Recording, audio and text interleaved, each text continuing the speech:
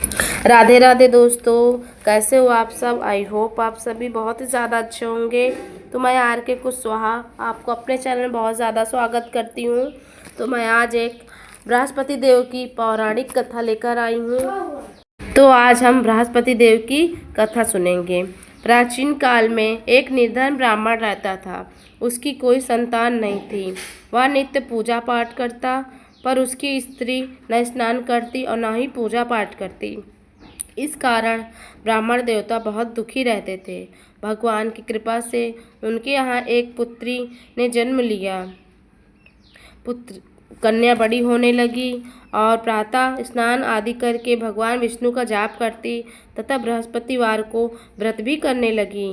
वह पूजा पाठ समाप्त करने के बाद पढ़ने भी जाती और पाठशाला जाते समय अपने मुट्ठी में एक जौ भर कर ले जाती। पाठशाला के मार्ग में डाल देती और लौटते समय जब वह स्वर्ण के हो जाते, जौ को बीन के घर ले आती। एक दिन वह बालिका सूप में सोने की जौ को साफ कर रही थी। तभी उसकी माँ ने देख लिया और कहा कि हे बेटी, सोने की जौ को फटकने के लिए सोने का सूप भी होना चाहिए। दूसरे दिन गुरुवार था। कन्या ने व्रत रखा, बृहस्पति देव से सोने का सूप देने की प्रार्थना की। बृहस्पति देव उसकी प्रार्थना स्वीकार कर ली। रोजाना की तरह वह कन्या जो फैलाती हुई पाठशाला चली गई। पाठशाला से लौटकर जब वह जो बिन रही थी, तब बृहस्पति देव की कृपा से उसे सोने का सूप मिल गया। वह उसे घर ले आई और उससे जौ साफ करने लगी, परंतु उसकी माँ को वही ढंग रहा।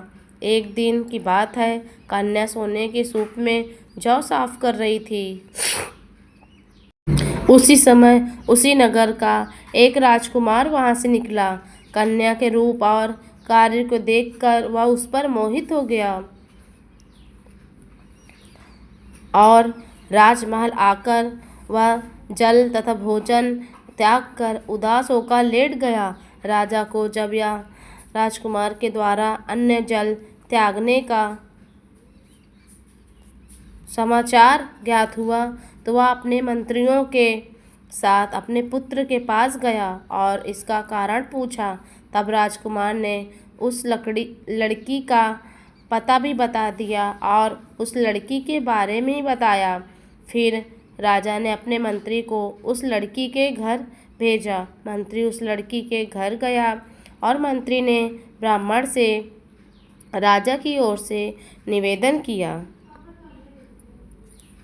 और कुछ ही दिन बाद जब ब्राह्मण की बेटी का विवाह राजकुमार के साथ हो गया।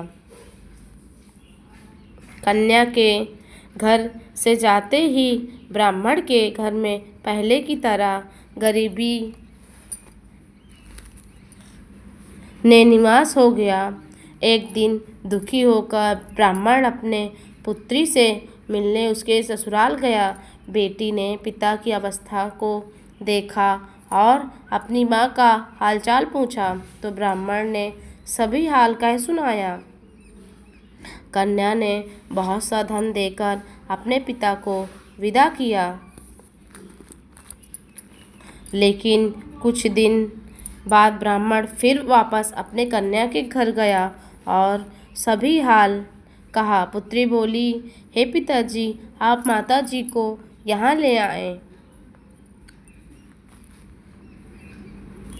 मैं माँ को बृहस्पति व्रत की विधि और पूजन का नियम बताऊंगी, जिससे गरीबी दूर हो जाएगी।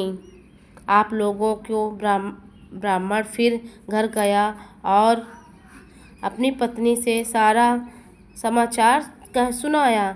इस बार वह अपनी पत्नी के साथ आया। राजमहल गए तो पुत्री ने अपनी माँ को समझाने लगी कि हे माँ, तुम प्रातःकाल उठकर स्नान आदि करके भगवान विष्णु का पूजन करो, तब सब दरिद्रता दूर हो जाएगी। परंतु उसकी माँ ने उसकी एक भी बात नहीं मानी और वह प्रातःकाल अपनी पुत्री के बचे हुए जूठे भोजन को खा लेती। एक दिन उसकी पुत्री को बहुत गुस्सा आया। उसने अपनी माँ को एक बार कोठरी में बंद कर दिया और अगले दिन प्रातःकाल स्नान आदि कराकर पूजा पाठ कराया तो उसकी माँ की बुद्धि ठीक हो गई।